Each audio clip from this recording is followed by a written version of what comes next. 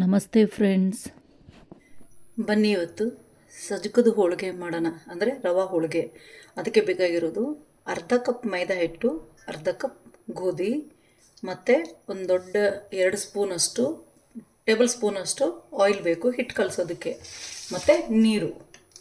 ಇನ್ನು ಸಜ್ಜಕ ಮಾಡ್ಕೊಳ್ಳೋದಕ್ಕೆ ಅಥವಾ ಶಿರಾ ಮಾಡ್ಕೊಳ್ಳೋದಕ್ಕೆ 1 ಕಪ್ ರವೆ, 1 ಕಪ್ ಬೆಲ್ಲ ಮತ್ತು ಏಲಕ್ಕಿ ಪುಡಿ ಇಷ್ಟು ಬೇಕಾಗುತ್ತೆ. ಇದಕ್ಕೆ 1 ಕಪ್ ರವೆ ಇದ್ದರೆ 3 ಕಪ್ ನೀರು ಈ ಸಜ್ಜಕದ ಹೋಳಿಗೆಗೆ ಬೇಕಾಗುತ್ತೆ. ಬನ್ನಿ ಹೇಗೆ ಮಾಡೋದು ಅಂತ ನೋಡ್ಕೊಳ್ಳೋಣ. ಮೊದಲು ಹಿಟ್ಟು ಕಲಿಸ್ಕೊಂಬಿಡೋಣ.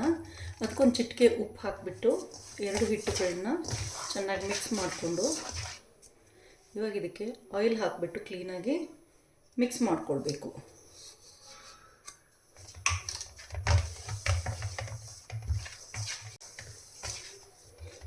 ಇವಾಗ ನೀರು ಹಾಕಿಬಿಟ್ಟು ಚಪಾತಿ ಹಿಟ್ಟಿನ ಹದಕ್ಕೆ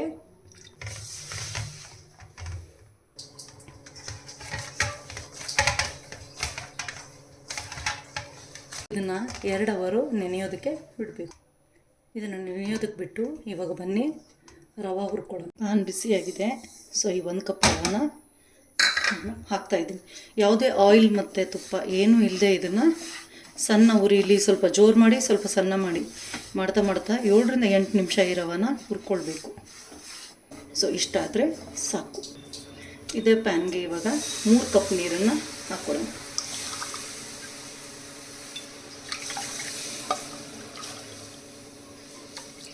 ಮೂರು ಕಪ್ ನೀರನ್ನ ನಾನು ಹಾಕ್ಕೊಂಡಿದ್ದೀನಿ.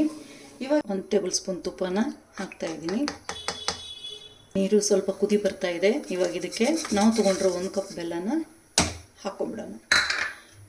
ಇದು ಚೆನ್ನಾಗಿ ಕರಗಿ ಬೆಲ್ಲ ಕರಗಿ ನೀರೆಲ್ಲ ಕುದೀತಾ ಇದೆ. ಸೊ ಇವಾಗ ಇದಕ್ಕೆ ರವೆ ಹಾಕ್ಕೊಂಡು ಗ್ಯಾಸನ್ನು ಸಣ್ಣ ಉರಿಲಿ ಇದನ್ನು ಗಟ್ಟಿಯಾಗುವವರೆಗೂ ಬೇಯಿಸ್ಕೊಳ್ಬೇಕು.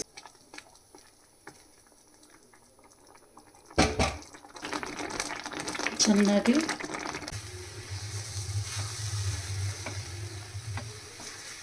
ನೋಡಿ ಗಟ್ಟಿ ಆಗ್ತಾ ಬರ್ತಾ ಇದೆ. ಇನ್ನೂ 1-2 ನಿಮಿಷ ಒಲೆ ಮೇಲೇ ಇರಲಿ, ಇನ್ನೂ ಗಟ್ಟಿ ಆಗುತ್ತೆ. ಆವಾಗ ಸ್ವಲ್ಪನೂ ಗಂಟಿಲ್ದಂಗೆ ತುಂಬ ಚೆನ್ನಾಗಿ ಬಂದಿದೆ ನೋಡಿ. ಎಲ್ಲೂ ಕೂಡ ಗಂಟುಗಳ ಥರ ಆಗಿಲ್ಲ. ಇದಕ್ಕೆ ನಾನಾ ರೀತಿ ಹೆಸರಲ್ಲಿ ಕರೀತಾರೆ. ಸಜ್ಜಪ್ಪ ಹೋಳಿಗೆ, ಸಜ್ಜಕದ ಹೋಳಿಗೆ, ರವಾ ಹೋಳಿಗೆ. ಇದನ್ನು ನಾವು ಕರೆಯೋದು ಸಜ್ಜಕದ ಹೋಳಿಗೆ. ಸಜ್ಜಕ ಆ್ಯಕ್ಚುಲಿ ಈ ಮೀಡಿಯಮ್ ರವಾ ಅಲ್ಲಿ ಮಾಡೋದಲ್ಲ, ಜವೆ ಗೋಧಿ ರವೆ ಬರುತ್ತಲ್ಲ ಆ ರವೆಯಲ್ಲೇ ಮಾಡೋದು. ಆ್ಯಕ್ಚುಲಿ ಪ್ರಾಪರ್ ಪಾರಂಪರಿಕ ಪದ್ಧತಿ ಅಂದರೆ ನಮಗೆ ಅದು. ನಾನಿವಾಗ ಮೀಡಿಯಮ್ ರವೆ ಅಲ್ಲಿ ಮಾಡಿ ತೋರಿಸ್ತಾ ಇದ್ದೀನಿ ನೋಡಿ. ಇಷ್ಟಾದರೆ ಸಾಕು. ಇವಾಗ ತನಿಯೋದಕ್ಕೆ ಬಿಟ್ಬಿಡೋಣ. ಇದನ್ನು ಏಲಕ್ಕಿ ಮತ್ತು ಶುಂಠಿ ಜಾಕಾಯಿ ಪೌಡರ್ ಇದಿಷ್ಟನ್ನು ಹಾಕಿ ಕಲಸಿ ಇವಾಗ ನಾವು ಇದನ್ನು ಕಂಪ್ಲೀಟಾಗಿ ನೋಡಿ. ಇವಾಗ ಇದು 2 ಅವರ್ಸ್ ಆಗಿದೆ, ತಂದಿದೆ ಚೆನ್ನಾಗಿ. ಇದನ್ನು ಚೆನ್ನಾಗಿ ಕಲಸಿ ಅದು ಪಾತ್ರೆ ಚಿಕ್ಕದಾಗಿದೆ. ಸೊ ಹಾಗಾಗಿ ನಾನು ಇದರಲ್ಲಿ ಹಾಕ್ಬಿಟ್ಟು ಚೆನ್ನಾಗಿ ಸೈಜಿನ ಹೂರಣ ತುಂಬೋದಕ್ಕೆ ಬೇಕು ಮಾಡಿ ಇಟ್ಕೊಳ್ಳಿ. ನಾನು ತೊಗೊಂಡಿರೋ 1 ಕಪ್ ಹಿಟ್ಟಲ್ಲಿ ನೋಡಿ 10 ಹೋಳಿಗೆನ ಮಾಡ್ಬೋದು. ರವಾಲಿ ಹಿಟ್ಟು ಕೂಡ ಚೆನ್ನಾಗಿ ನೆಂದಿದೆ ನೋಡಿ. ಹೋಳಿಗೆ ಮಾಡೋದಕ್ಕೆ ಶುರು ಮಾಡಿ.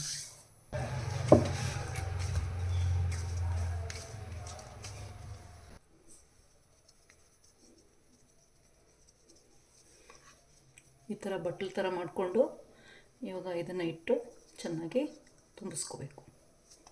ಒತ್ತಿ ಚೆನ್ನಾಗಿ ಎಲ್ಲ ಕಡೆನೂ ಹೂರಣ ಹರಡಬೇಕು.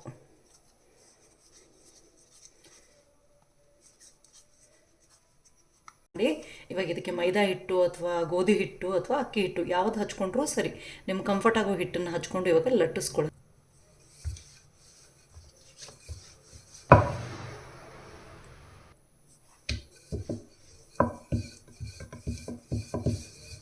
ಎಷ್ಟು ದೊಡ್ಡ ಹೋಳಿಗೆ ಆಗಿದೆ. ಬನ್ನಿ ಹೋಗಿ ನೀವು ತುಪ್ಪ ಅಥವಾ ಎಣ್ಣೆ ಯಾವುದು ಬೇಕಾದರೂ ಹಚ್ಬಿಟ್ಟು ಬೇಯಿಸ್ಕೊಳ್ಳಿ. ಇದ್ರ ತುಪ್ಪ ಹಚ್ಕೊಂಡು ತಿನ್ಬೋದು.